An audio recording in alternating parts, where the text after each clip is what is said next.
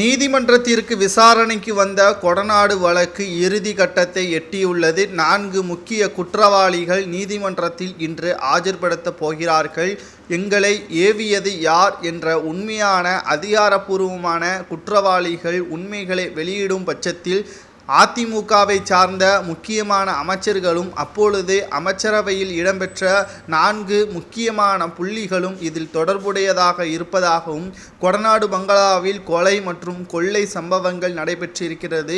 மிக முக்கியமான ஆவணங்களும் தங்க ஆபரணங்களும் கொலை செய்யப்பட்டு அதை பறிமுதல் செய்யப்பட்டிருப்பதாக 2 காவலாளிகளில் ஒருவர் ஓமந்தூர் பகதூர்ஷா என்ற காவலாளி படுகொலை செய்யப்பட்டிருக்கிறார். இன்னொரு காவலாளி எங்கு சென்றார் என்ற தகவலும் இன்று வரை கிடைக்கவில்லை. இது ஒரு பக்கம் இருக்க, கிட்டத்தட்ட 200 நபர்களிடம் இந்த வழக்கு சிபிஐ துறைக்கு மாற்றப்பட்ட பொழுது 200 நபர்களிடம் விசாரணையை நடத்தியது. கடைசியாக கேரளாவில் இருந்து கைது நடவடிக்கை மேற்கொள்ளப்பட்ட 4 நபர்களிடம் இருந்து விசாரணை முடிவு அடைந்து விட்டது.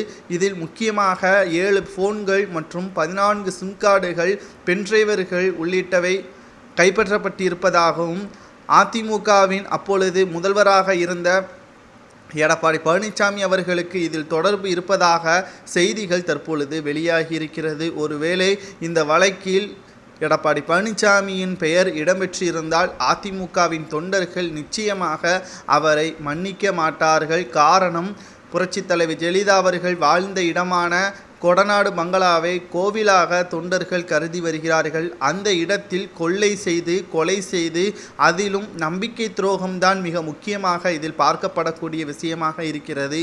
மேலும் எடப்பாடி பழனிசாமி அவர்கள் எப்படி முதல்வராக பொறுப்பேற்றார், அதற்கு பிறகு சசிகலா அவர்களுக்கு என்ன செய்தார் என்ற அனைத்தும் நமக்கு தெரியும். இந்த ஒரு சூழ்நிலையில்தான் எடப்பாடி பழனிசாமி அவர்களை காட்டி கொடுக்கிறார்களா 4 நபர்கள். விசாரணையின் முடிவில் இதுவரை ரகசியமாக வைத்திருந்த சிபிஐ துறையினர் இன்று வெட்ட வெளிச்சத்திற்கு கொண்டு வந்து விட்டார்கள்.